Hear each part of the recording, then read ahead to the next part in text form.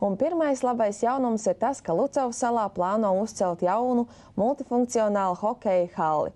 Konkursā par iespēju uzcelt šo halli ir uzvarējis pats dārgākais projekts ar vislielākajām investīcijām. Kā tad pareizi iesniegt komisijai savu projektu? Par to mūsu nākamajā reportāžā.